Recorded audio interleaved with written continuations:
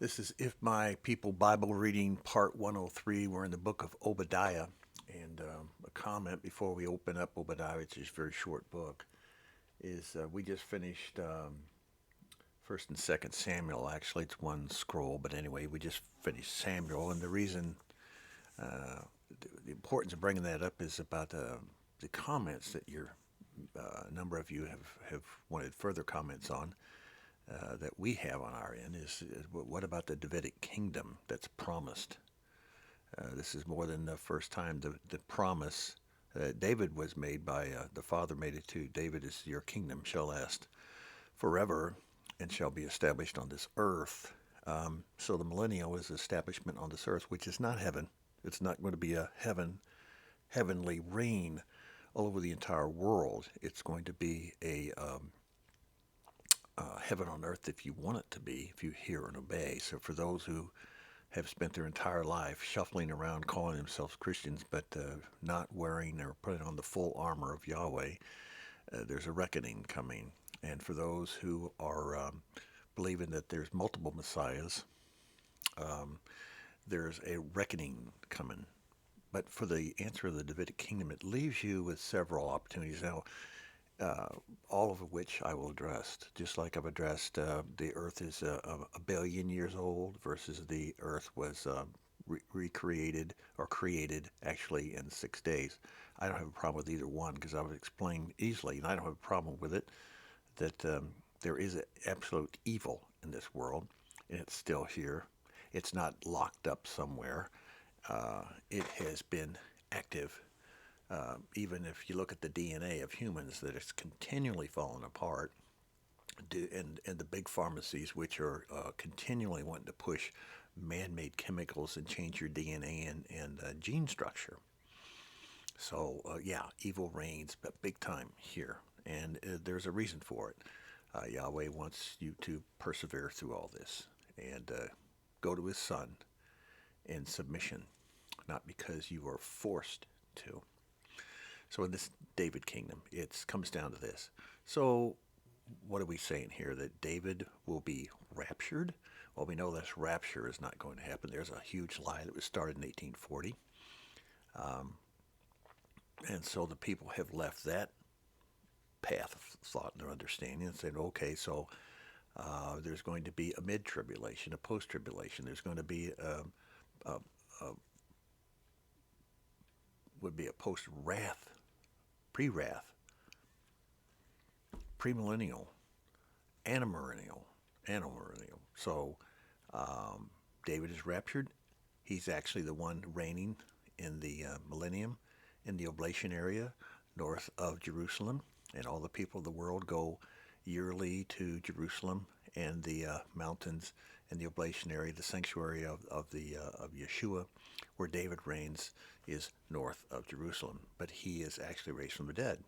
Well, if that's true, we have to follow the Bible in every Old and New Testament statement regarding that. So if David is raised from the dead, then would it stand that the none of the others are raised from the dead, only David, and only the living will live and reign with David, and that the rest of the dead will wait until the great white throne judgment? All right, the other thoughts that people have sent forth is that, okay, David's seed, which is Yeshua, he lives and reigns. David is not raised from the dead. David is not raised to the dead until the end of the millennium of the great white throne when everybody else is. Um, and so, two different thoughts there. Both of them are implying that we will have some kind of a situation where we are raised, the dead are raised, all the dead who've ever died in Yeshua, are raised, and all the living, and including David. And then the two thoughts that come from that is, what's more, two more. So now we have one, two, then three and four. Three and four would be that David will actually reign, or no, Yeshua does, and it just means the seed of David. So now we have four thoughts, right? What comment do I say? I always plan for the worst and hope for the best. I did emergency management 40 years. That's exactly what an emergency manager does. You You do a job and you work hard for it for 40 years, and you hope that none of what you did, no policy, no procedures, no practicing, nothing you ever did for 40 years has to be um, opened up and performed. So I plan for the worst and hope for the best. And I hope that Yeshua, picks me up tomorrow. I know he won't. It's not that time, and it doesn't follow Scripture at all. So that hope is hopeless. But if you plan for the worst, it's this. Yeshua will come back and reign. He's going to come and get his people. The dead will not raise. All those who died will not be raised up at that time, not until the great white throne. Why do I say that? Because you got to stick to the Word. So we go to the Word, and one of the few times I have you do this, go to Revelation 20, and we go to verse 4. Chapter 20, verse 4, Revelation. Let's read it, because you're not hearing this at the institutionalized churches. You're not going to hear what I'm about to read. We're going to read the Word. I've been to hundreds of churches. I've gone through tens of thousands of sermons. Can't find it. Why? Let's just read it. It's really a pretty good, easy read. Verse 4. And I saw thrones, and they sat on them, and judgment was given to them. And the souls of the ones having been beheaded, not suffered, not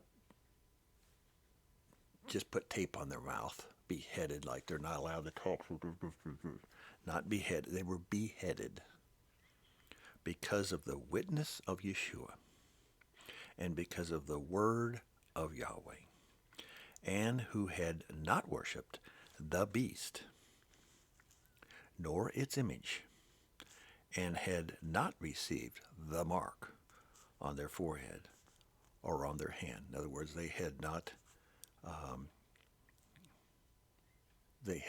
thought about forehead, pre-thought, and had no mark on their hand.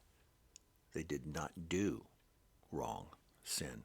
And they lived and reigned with Messiah 1,000 years. Where does it mention about being a good Christian? Living and reigning with Yeshua 1,000 years. Where does it mention the dead coming back then? Where? Where is the reigning? Where is the chairs? Where is the judgment that all the Christians think that they're going to be involved in because they were such wonderful Christians? Hebrew roots, Messianics, all of them. Where? It's not there. That's why you don't hear it in churches and synagogues.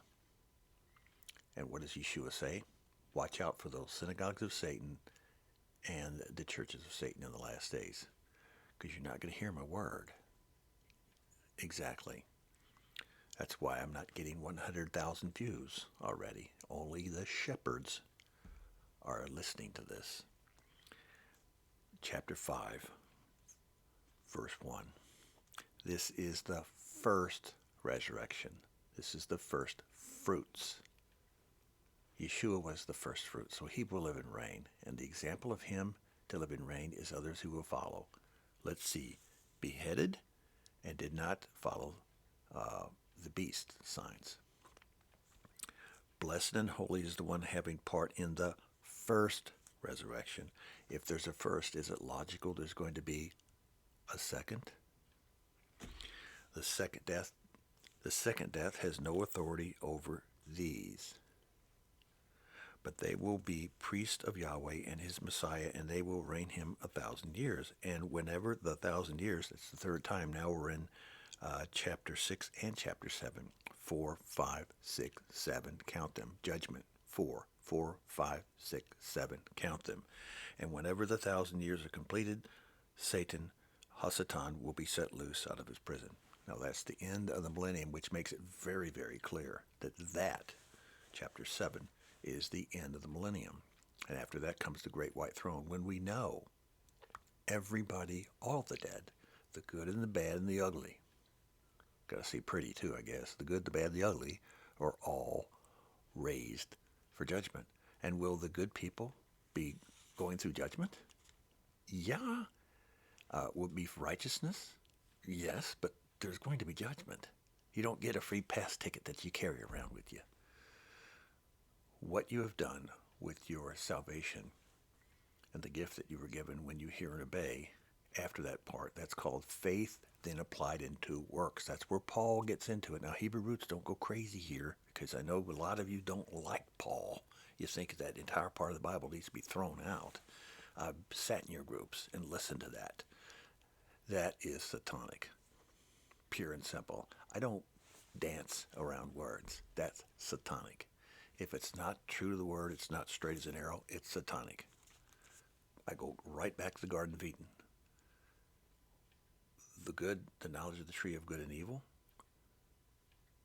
is a wonderful thing. It's like our judicial system. It's like our Supreme Court. It is the knowledge of good and evil. Those people who sit on the judge of Supreme Court, they go through good and evil.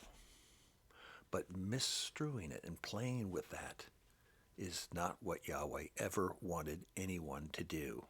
He never wanted a Supreme Court or an appeals court or a circuit court or a magistrate court or any other kind of court. He wanted you to hear and obey. So, I hope I answered that question for the number of you who wanted to know about it. The book of Obadiah. The name Obadiah means servant of Yahweh, or the more modern term versus the old term that kind of flow together, slave. But I know, don't mention slavery. Well, you know what? For 3,000 years, that's what it meant, slave to Yahweh. I remember saying that in a number of Christian groups, and I said, well, we are a slave to Christ. I thought that whole group was going to pick me up and throw me off the back porch. I'm trying to remember where I was, somewhere in Missouri. People were, they were mad. I said, how dare you mention that? Okay, the other three prophets coming up are Habakkuk, Haggai, and Malachi. These are all cloaked in anonymity. In other words, they don't even mention their background. You don't know where they came from. You don't know where they're going. You don't know where they live. You don't know their address. And you don't know their phone number, social security number. You never will. It just isn't there. Obadiah is a little book, but it's an important it's an example of an atomic bomb in one little page. It's a nuclear explosion. It is a small thing, but it's a potent message.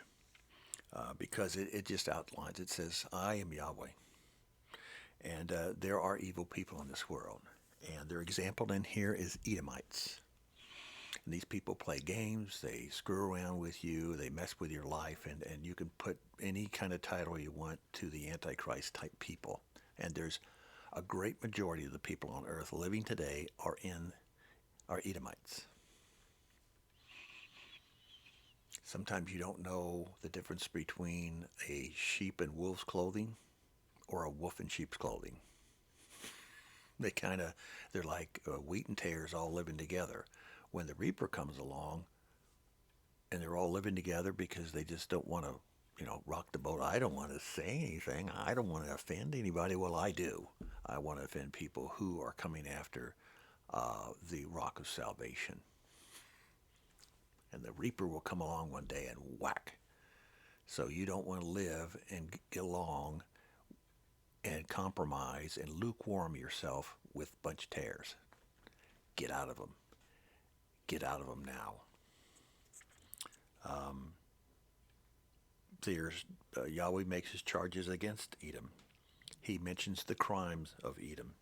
He mentions the future catastrophes of Edom, the ones that have happened in the past and the ones that are going to happen in the future. Like I said before, David was known as a man of violence. It's because he had someone killed so that he could have someone else's wife. It had nothing to do with all the people that died. He was a soldier because Yahweh was on his side. And as promised, Yahweh says, I'm going to take care of them. In this case, David did the work for him.